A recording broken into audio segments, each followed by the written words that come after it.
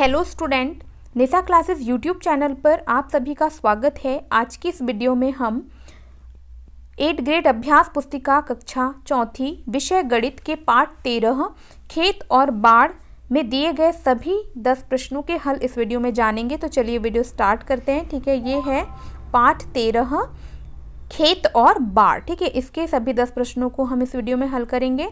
तो देखिए, प्रश्न पहला है, आयत में कितनी भुजाएं होती हैं। ठीक है, तो मैं देखिए मैंने यहाँ पर आयत बनाया हुआ है। तो आयत में 1 2 3 4 है ना, 4 भुजाएं होती हैं। तो हल हो जाएगा आयत में 4 भुजाएं होती हैं।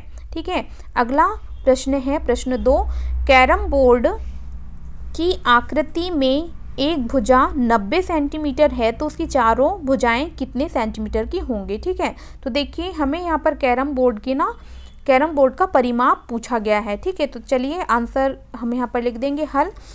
कैरम बोर्ड की आकृति वर्गाकार होती है। ठीक है, हम सबको पता है कि जो कैरम बोर्ड की आकृति होती है वो वर्गाकार होती है, वर्ग के आकार की। ठीक है, तो वर्ग की चारों भुजाएं क्या होती हैं, बराबर होती हैं।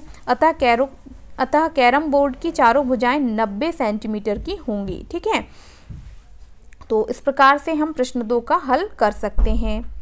अब देखिए प्रश्न 3 है, एक आयताकार खेत की लंबाई 11 मीटर और चौड़ाई 9 मीटर है तो खेत के घेरे की लंबाई ज्ञात कीजिए। ठीक है, खेत का घेरा हमसे पूछा गया है। घेरा मतलब होता है परिमाप। ठीक है, और खेत के घेरे की लंबाई और परिमाप, घेरा कह लें या परिमाप, बात एक ही है। ठीक है, तो हमें पता है कि यहाँ पर लंबाई और चौड़ाई दी गई है, मतलब खेत जो है वो आयताकार है। ठीक है, और आयताकार खेत या आयत का जो परिमाप होता है उसका सूत्र होता है 2 और ब्रैकेट में या कोष्टक में लंबाई धन चौड़ाई। ठीक है, तो हम यहाँ पर मान रख देंगे, ये हो गया 2 और लंबाई हमें दी हुई है 11, चौड़ाई हमें दी हुई है 9 सेंटीमीटर। ठीक है, 9 मीटर और ये मीटर में इकाई है। ठीक है, तो देखिए यहाँ पर, और वैसे भी खेत है तो मीटर में ही होगी, है ना। तो ये हो गया 2 और 11 और 9 हो गया जुड़कर 20। ठीक है, तो ये 20 से हम 2 का गुणा कर देंगे तो कितना हो जाएगा, ये 40। ठीक है बच्चों, तो इस प्रकार से हम इस प्रश्न को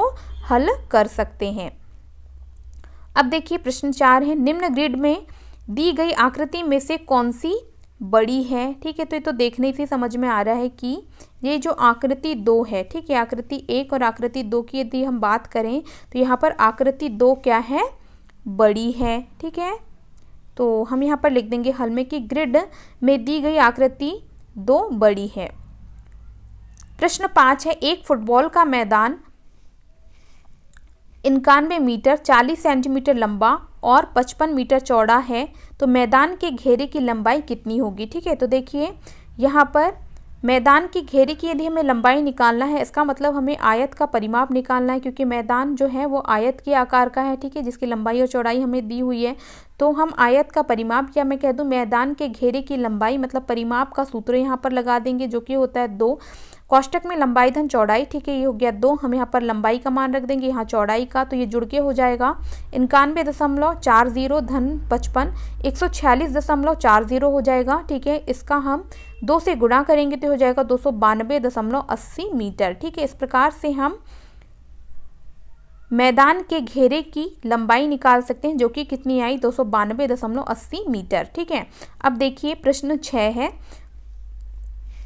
निम्न आकृति के चारों तरफ की लंबाई हमें यहाँ पर बतानी है। ठीक है, तो हम किसी भी आकृति के चारों तरफ की लंबाई बता सकते हैं जबकि सभी भुजाओं की माप हमें दी हुई हो। ठीक है, तो देखिए बहुत ही ज़्यादा आसान है। हम आकृति के चारों तरफ की लंबाई निकालने के लिए यहाँ पर दी गई सभी भुजाओं की मापों को क्या कर देंगे, जोड़ देंगे, है ना। तो मैंने यहाँ पर जोड़ा हुआ है 3 धन 2 धन 1 धन 2 धन 2। ठीक है, तो ये जुड़कर कितना हो गया बच्चों, 12 सेंटीमीटर। इसका मतलब आकृति के चारों तरफ की लंबाई कितनी आई, 12 सेंटीमीटर।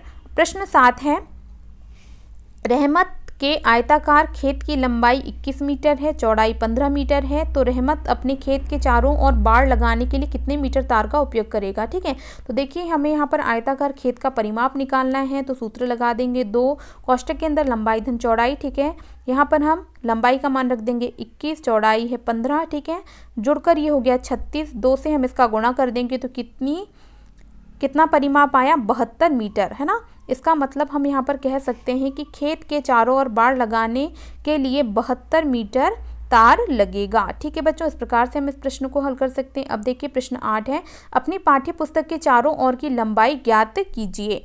ठीक है, तो देखिए पाठ्य पुस्तक की लंबाई हम माप लेंगे, तो मैंने मापा है, तो लंबाई आई है 26 सेंटीमीटर, चौड़ाई आई है 19 सेंटीमीटर। ठीक है, परिमाप हमें निकालना है, तो हम सूत्र लगा देंगे 2 कोष्टक में लंबाई धन चौड़ाई। ठीक है, तो यहाँ पर हम इसे हल करेंगे, 26 धन 19 जुड़कर हो जाएगा 45, 45 से हम 2 का गुणा करेंगे तो पाठ्य पुस्तक की चारों ओर की लंबाई निकल कर आ गई कितनी, 90 सेंटीमीटर। इस प्रकार से हम प्रश्न 8 को हल कर सकते हैं। अब देखिए प्रश्न 9 है, रमेश के एक वर्गाकार खेत के चारों ओर की लंबाई 160 मीटर है। सुरेश के पास 20 मीटर लंबा और 10 मीटर चौड़ा खेत है। दोनों में से किसके खेत के चारों ओर बाड़ लगाने में ज़्यादा तार लगेगा। ठीक है, तो देखिए रमेश के वर्गाकार खेत के चारों ओर की लंबाई है 160 मीटर। आयताकार खेत का परिमाप हम निकाल लेंगे। ठीक है, क्योंकि वर्गाकार खेत की लंबाई तो हमें दी हुई है ऑलरेडी 160 मीटर, तो आयताकार खेत का परिमाप हम सूत्र के द्वारा निकालेंगे, तो ये आया कितना, 60 मीटर। अतः वर्गाकार खेत के चारों ओर बाड़ लगाने में ज़्यादा तार लगेगा। इसका मतलब देखिए 60 मीटर ज़्यादा है कि 160 मीटर, तो 160 मीटर ज़्यादा है। इसका मतलब हम कह सकते हैं कि वर्गाकार खेत के चारों ओर तार लगाने में, यानी वर्गाकार खेत के चारों ओर बाड़ लगाने में ज़्यादा तार लगेगा। ठीक है बच्चों, तो इस प्रकार से हम इस प्रश्न को हल कर सकते हैं। अब देखिए प्रश्न 10 है, नीचे दिए गए वर्ग क के घेरे की लंबाई ज्ञात कीजिए। वर्ग क में से 1 सेंटीमीटर के 8 वर्ग काट दिए गए हैं। नई आकृति ख बन गई है, तो आकृति ख के घेरे की लंबाई हमें बतानी है। ठीक है, बहुत ही ज़्यादा आसान क्वेश्चन है ये भी। यहाँ पर देखिए पहले वर्ग में सभी भुजाओं की माप कितनी है, 4 सेंटीमीटर। ठीक है, तो देखिए वर्ग क के घेरे का परिमाप हो जाएगा, वर्ग का परिमाप होता है 4 गुणा भुजा। एक भुजा की माप हमें दी हुई है 4 सेंटीमीटर, तो 4 गुणा भुजा बराबर 4 गुणा 4 बराबर कितना आ गया, 16 सेंटीमीटर। ठीक है, और ख घेरे की लंबाई या परिमाप देखिए अब कैसे निकालेंगे हम।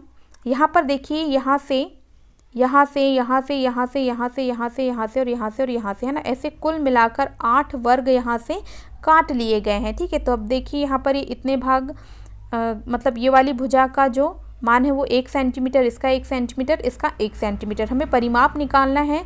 तो ये यहाँ पर देखिए 1, 2 और 3 सेंटीमीटर एक साइड आ रहा है। ठीक है, इसका मतलब हम यदि 4 बार 3 को जोड़ें, ठीक है, तो यहाँ पर ये ख आकृति का क्या निकल कर आ जाएगा, परिमाप। देखिए मैंने हल भी किया हुआ है, 3 धन 3 धन 3 धन 3, या फिर हम इसको लिख सकते हैं 3 गुणा 4। ठीक है, तो कितना आ जाएगा इसका परिमाप, 12 सेंटीमीटर। ठीक है बच्चों, तो इस प्रकार से हम प्रश्न 10 के दोनों प्रश्नों का हल कर सकते हैं। ठीक है, आई होप ये क्वेश्चन भी आप लोगों को बहुत अच्छे से समझ में आया होगा। ठीक है, देख लीजिए सारे क्वेश्चन के हल मैंने यहाँ पर बताए हुए हैं।